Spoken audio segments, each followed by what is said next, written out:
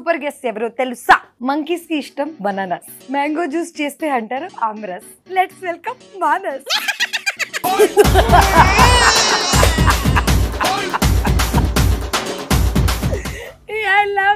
I love this. అంటే నేను ఇప్పుడు దాకా దేన్ని నేను ఇంత ఎంజాయ్ చేయలేదు. చికెన్స్ ని చేస్తుంది హత్య, తను ఎవరో కాదు సత్య.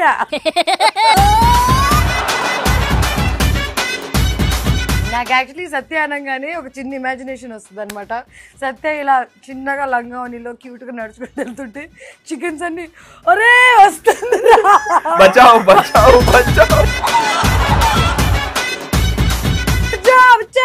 వెళ్ళిపోతే.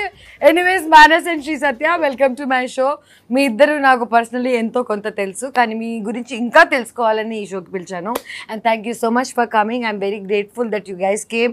అంటే నా ఈ బ్యూటిఫుల్ షోని ఇంకా బ్యూటిఫుల్ చేస్తారని కోరుకుంటూ, ఫస్ట్ కాకిలాగా అరిసి చూపించాలన్నమాట. కాకిలాగా అరిసి చూపించాలి. అయినా ఇది కాకిని కూడా చంపేసి బిర్యానీ తినే. ఫస్ట్ కాకిలాగా అరు మానవ్. కావు ఎంత క్యూట్ గా ఉంది నీ కాకి.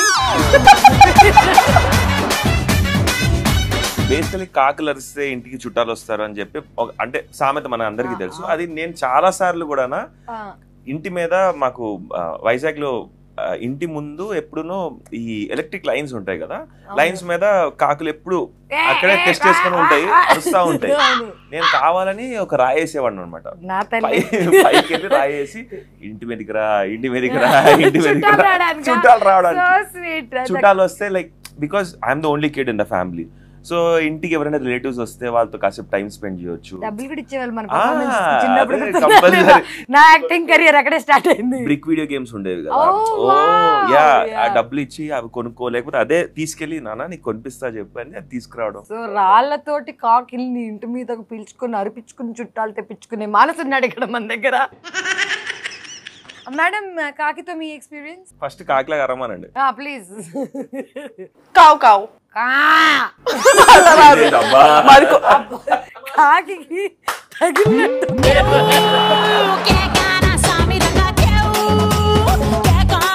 ఓకే గైస్, వెల్కమ్ టు కాకమ్మ కథలు. మన ఫస్ట్ రౌండ్ పేరు మినిమం డిగ్రీ ఉండాలి.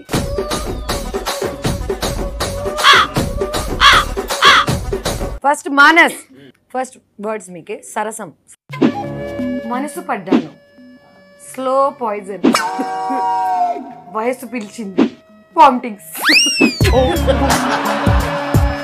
దీంతో ఏంటి మనం ఒక sentence that makes sense and obviously నువ్వు ఉండాలి ఆ సెంటెన్స్ లో. మరి ఎవరు చేసుకుంటాడు వామిటింగ్స్? ఫస్ట్ ఆఫ్ ఆల్ నేను ఈ సెంటెన్స్ ఫామ్ చేసి నేనే వామిటింగ్ చేసుకునేలా. వర్షాకాలంలో తెలియకుండా నాకు ఒక దగ్గర ఒక అమ్మాయి కనిపించింది.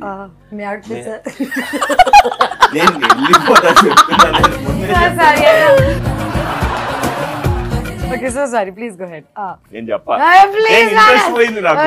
So sorry. I'm so sorry. నా తప్పదు. All right. బయట చాలా వెదర్ రొమాంటిక్ గా ఉంది. చాలా ఘోరం, అంటే ఒక బోరున వర్షం పడుతుంది. ఒక అందమైన అమ్మాయి అలా నడుచుకుంటూ నా వైపుకి వచ్చింది. ఎందుకో ఈ రొమాంటిక్ వెదర్ లో స్లైట్ గా సరసం ఆడాలనిపించింది. ఆ అమ్మాయి నా మీద మనసు పారేసుకుంది. కాదు, ఆమె మాటలు, ఆమె మృదువైన మాటలు నాకు స్లో పాయిజన్ లాగా నాకు ఎక్కేసింది. దాని తర్వాత ఏమైంది? తర్వాత వయసు పిలిచింది, ఊరు ఊరిసింది. దాని తర్వాత వామిటింగ్స్.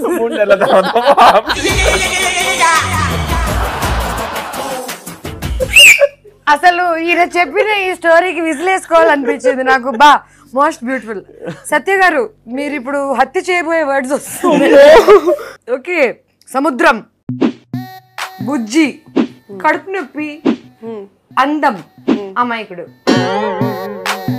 ఒకరోజు ఫ్రెండ్స్ తో ట్రిప్లు సముద్రంలో క్రూజ్ లో వెళ్తుంటే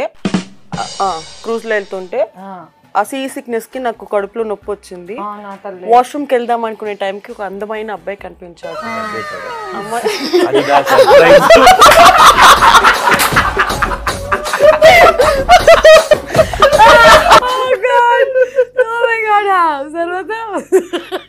వస్తుంది అది సర్ప్రైజ్. Okay okay.